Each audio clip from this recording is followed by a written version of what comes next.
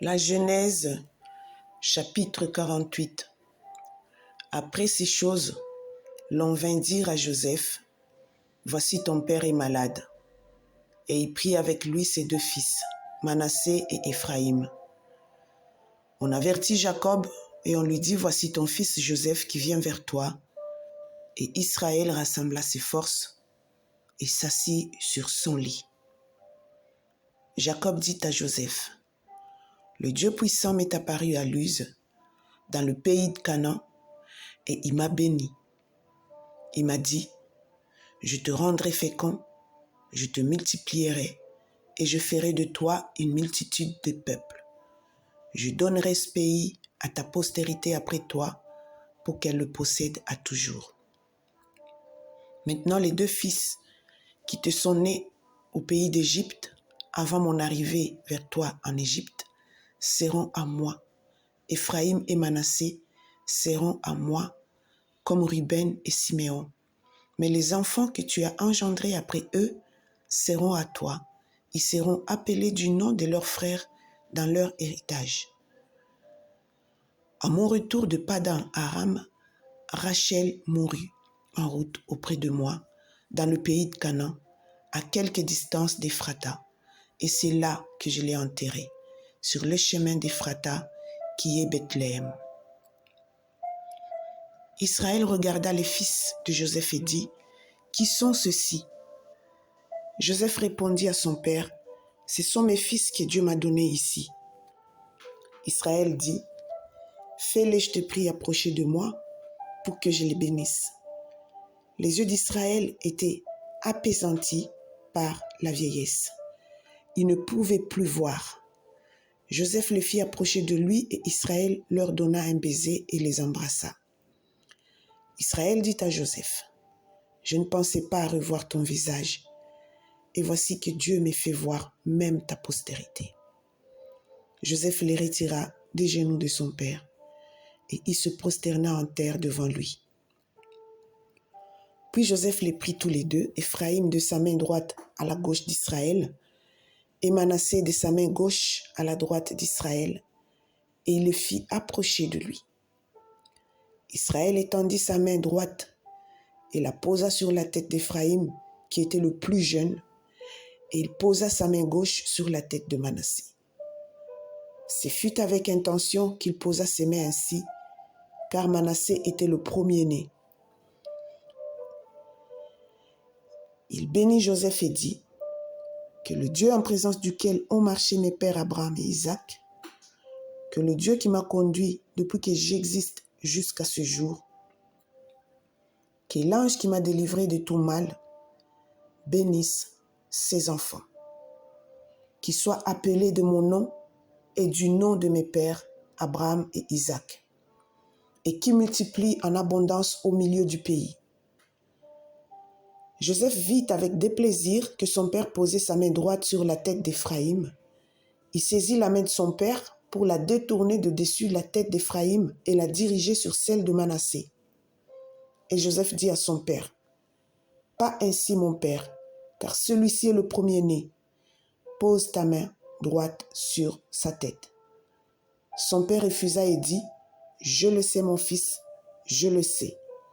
Lui aussi deviendra un peuple. Lui aussi sera grand, mais son frère cadet sera plus grand que lui, et sa postérité deviendra une multitude de nations. » Il les bénit ce jour-là et dit, « C'est par toi qu'Israël bénira en disant, que Dieu te traite comme Éphraïm et comme Manassé. » Et il mit Éphraïm avant Manassé. Israël dit à Joseph, « Voici je vais mourir, mais Dieu sera avec vous, et il vous fera retourner dans le pays de vos pères. Je te donne de plus qu'à tes frères une part que j'ai prise de la main des Amoréens avec mon épée et avec mon arc. » Chapitre 49. Jacob appela ses fils et dit, « Assemblez-vous, et je vous annoncerai ce qui vous arrivera dans la suite des temps. Rassemblez-vous et écoutez, fils de Jacob, écoutez Israël, votre père. Ruben, toi mon premier-né, ma force et les prémices de ma vigueur, supérieur en dignité et supérieur en puissance, impétueux comme les eaux, tu n'auras pas la prééminence, car tu es monté sur la couche de ton père. Tu as souillé ma couche en y montant. Siméon et Lévi sont frères. Leurs glaives sont des instruments de violence. Que mon âme n'entre point dans leur conciliabule. Que mon esprit ne s'unisse point à leur assemblée. Car dans leur colère, ils ont tué des hommes. Et dans leur méchanceté, ils ont coupé les jarrets des taureaux. Maudite soit leur colère, car elle est violente, et leur fureur, car elle est cruelle. Je les séparerai dans Jacob, et je les disperserai dans Israël. Judas, tu recevras les hommages de tes frères. Ta main sera sur la nuque de tes ennemis. Les fils de ton père se prosterneront devant toi. Judas est un jeune lion. Tu reviens du carnage, mon fils. Il ploie les genoux. Il se couche comme un lion, comme une lionne. Qui le fera lever? Le sceptre ne s'éloignera point de Judas, ni le bâton souverain d'entre ses pieds, jusqu'à ce que vienne le Shilo et que le peuple lui obéisse. Amen. Il attache à la vigne son âne et au meilleur cep le petit de son ânesse. Il lave dans le vin son vêtement et dans le sang des raisins son manteau. Il a les yeux rouges de vin et les dents blanches de lait. Zabulon habitera sur la côte des mers, il sera sur la côte des navires, et sa limite s'étendra du côté de Sidon. Issachar est un âne robuste qui se couche dans les étables. Il voit que le lieu où il repose est agréable et que la contrée est magnifique, et il courbe son épaule sous le fardeau. Il s'assujettit à un tribut.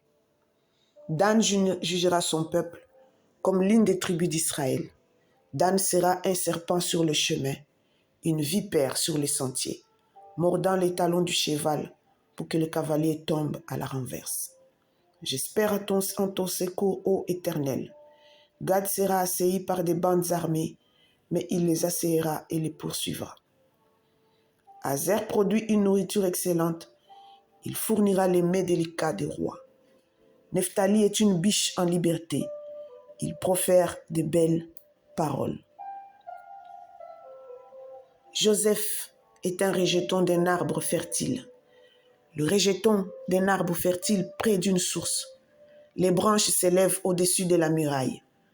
Ils l'ont provoqué. Ils ont lancé des traits.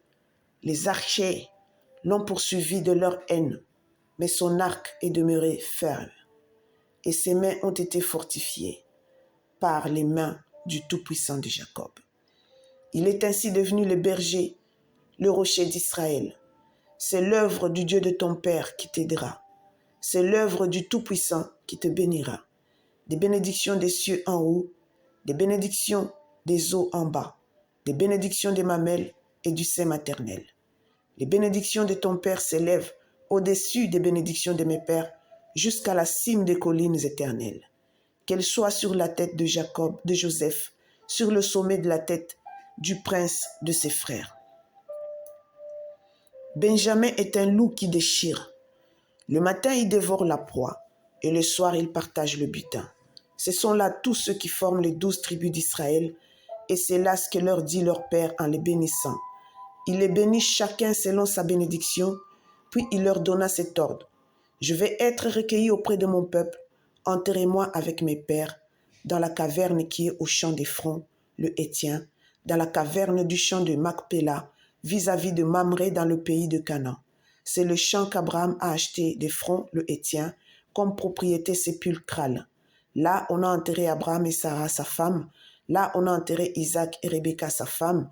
Et là, j'ai enterré Léa.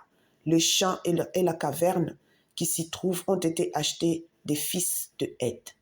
Lorsque Jacob eut achevé de donner ses ordres à ses fils, il retira ses pieds dans le lit, il expira et fut recueilli auprès de son peuple. Que le Seigneur vous bénisse.